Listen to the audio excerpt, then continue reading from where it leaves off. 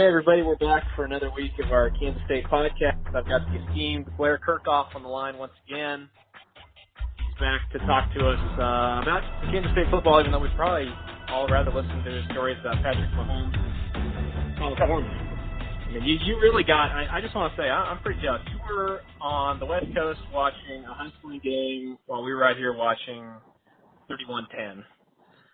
Yeah, I was watching it. It was on the beauty of Southwest. You can get ESPN on their Southwest Wi-Fi. So I got to watch the whole game going out and kept waiting for things to turn. And I thought maybe with that little spark with the pick and the quick touchdown in the third quarter that maybe that was what they needed to get right back in it. But not to be with this, not this game. No, and honestly, my biggest impression was just how big of a mismatch this game was. I knew Mississippi State was the more talented team, just looking at them on paper, but I was shocked to see, I guess, just how much bigger, stronger, and faster they kind of seemed at every position. I've kind of been asking people if they played that game 10 times, how many times does Kansas State win, and I haven't heard anyone say more than like 3. So it was kind of weird. Yeah, I had the same impression watching it, that it was something of a physical mismatch. And, you had an idea going in that an SEC team that has been, bowl program for the last several years under Dan Mullen and now Joe Moorhead would be a strong physical team, great athlete. But I thought Kansas State would be able to somewhat offset that with a coaching advantage. But a couple of problems there. First, Joe Moorhead, who came from Penn State as the offensive coordinator, he's got a great reputation. I think he's going to do great things at Mississippi State. And I picked them to be my surprise team in the SEC and have them finishing second behind Alabama. That's based on not just on the talent level, but on Joe Moorhead. And I think we've reached the conclusion. I know that we're going to talk about this, that the 2 quarterback system that I thought could work and almost has to work in some other programs around the country like Alabama, not working so well in Manhattan, and it looks like they're just going to have to stick with a starter and make him the primary guy. Yeah, I'm with you. Just from what we've seen in 2 games, I feel like you at this point probably the only real option is to just roll with Skylar Thompson and give him as much time as you can. And if I guess the beauty of it is if it's not working, you've got Alex Delton sitting there, but the offense has only visited the end zone twice all season, and that's not good. But I guess Skylar Thompson was the quarterback who threw both of those touchdown passes. And then Alex Delton has a costly interception in both games. So, yeah, I'm with you. I probably naively thought coming into the season that you could play 2 quarterbacks and that if anybody could do it, it was Bill Snyder, especially with some of his history going back and forth, rotating guys. But I'm already completely off that boat. I think that's just silly. It seems like every time they put in Alex Delton, it's just kind of messed with Skylar Thompson's rhythm. And, maybe there's a way you can play them both and come up with some creative, run-based packages here and there as a change of pace kind of thing. But, definitely the 1 QB is the way to go, I'm thinking.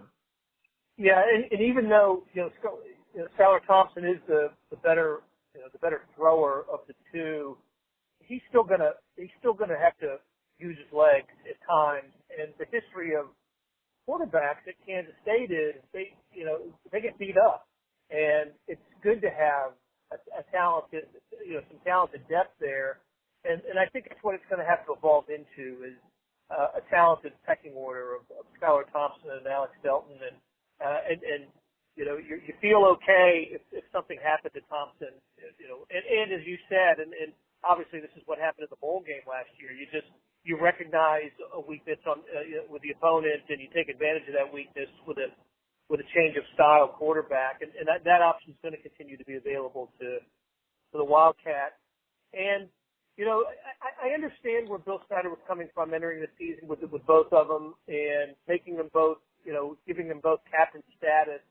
I thought was a good move, but it's just, you're right, 2 games in, and it's not so much to me the Mississippi State game; it was the South Dakota game, an inferior opponent that it was difficult to get rhythm, to get consistency at the position. I think the Mississippi State outcome was going to occur no matter what the decision was going to be, whether he alternated or played 95% of the time. It was that first game that kind of alarmed me a little bit. Was this might not be the way to go. Right.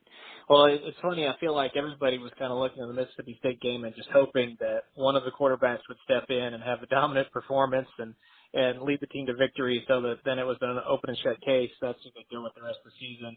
Didn't happen, so I guess we'll see what they do. But let me ask you this: does what happened on Saturday change your long-term thoughts on Kansas State this season? Are you, after seeing that, are you knocking down your prediction, or are you staying where you were? No, I'm still holding firm at upper division finish for the Wildcats, and I say that because I don't know. There are other teams in this league that we don't know what to make of yet. Texas being one of them, a couple others. So I do think after Oklahoma and West Virginia that we're looking at a scramble for 3, 4, 5. I think Kansas State, Oklahoma State, TCU, all bowl worthy teams, and all will be there in the mix for 3rd, 4th place, 5th place, and I'm still there. I guess if my opinion changed on anything, it would reinforce that Mississippi State's good, and Kylan Hill is a beast. He's an NFL type running back, and that defensive line, just the way it was able to match up against Kansas State's offensive line, which we think is a strength. That's where my opinion changed. It made me believe that Mississippi State was better than I thought, and we'll know. I think going into this season, when I looked at the first month, I thought it was important for Kansas State to at least split Mississippi State and West Virginia, and we've got one outcome in, and now we're going to await the second one in 2 weeks. Right. Yeah, I'm with you. I only predicted them to go 7-5 preseason anyway. I wouldn't adjust that based on this outcome. I guess what I've said all along is if this team is capable of doing more and really being a contender in the Big 12 and pushing for 10 wins, I thought this was a game they had to win. I'm with you, though. If they could turn it around and somehow pull off a win at West Virginia, then that would really make up for this, and they'd be kind of back in that conversation. Maybe they could all of a sudden have people thinking a little bit better than they have been the last couple of years. But, another non-conference loss.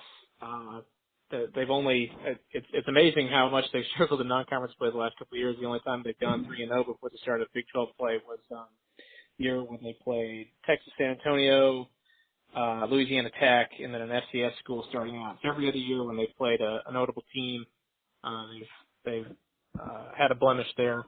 So hard to make up for that in the final record count, but I think they'll be okay in the Big 12. I still think they'll have a winning record. The big thing, I guess, heading forward is can they rebuild confidence? Can they get right against UTSA? And then can they go on the road and give West Virginia a challenge? Because even if they lose that game, they got Texas right behind them at home, and that's not going to be the easiest of games either, even though the Longhorns haven't looked great. So jury's still out in a lot of areas, but yeah, I'm with you. I wouldn't jump off a cliff or anything just yet. The loss on Saturday was not as egregious as the one a year ago at Vanderbilt. That was a worse loss than Saturday's loss. So, and Kansas State figured it out in the second half of the season last year and finished with a flourish. I don't, every season's different. You just don't know what to expect. The schedule's different. The Kansas State had the success last year, and partly because the schedule lightened up for them down the stretch. But I think this year's a little different in terms of the way the schedule unfolds. We'll see what happens. I can see where a Kansas State fan would have been a little disillusioned after watching the game, especially again, Mississippi State, it's not a division champion team, and it's only won one division title in SEC history. But the way that they came in and took it to Kansas State, I could see where that was a little eye-opening for K-State fans. And but is there any reason to think that that Mississippi State team is more talented than Auburn a few years ago, and Kansas State played that in that game right until the end, and maybe this Kansas State team isn't what that one was, but this was different. You just don't see teams coming into outside of OU coming into Manhattan and playing as well as Mississippi State did the other day. That's right, and yeah, it'll be very interesting to me to see how Mississippi State does the rest of the season. If they're as good as you predicted, and they can finish second in the SEC West, then maybe you look back at this and say, well, maybe it's just one of those things where bad matchup, really good team, chalk it up as a bad day. I'm still a little shy to jump on any kind of conclusion just yet, because after I saw Vanderbilt last year, I actually left Nashville thinking, hey, these guys look pretty good. They had a good defensive game plan against Kansas State, held them to 7 points. I even had them 25 in my AP poll the next week. Not the smart decision on my part. I don't think they won, but maybe one game the whole rest of the season. So right. It just shows, is this? I mean, I clearly think Mississippi State is quite a bit better than Vanderbilt was, but is this just a bad day, or was it a case where they went up against a really great team and didn't have it? We'll see. Let's end with this. What do you want to see out of Kansas State against a team like Texas San Antonio this week? What do they got to do to get ready and finally tuned up for Big 12 play? Well, and we know that this is this is a game that Kansas State.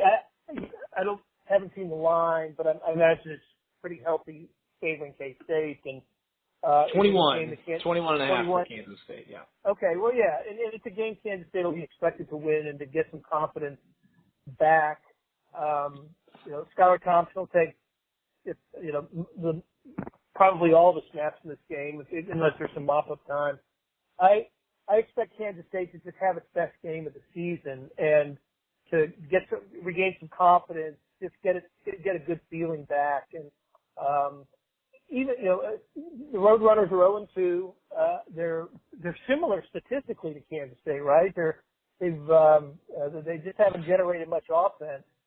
Right, so, right. They're both at the bottom of the national statistical leaderboards.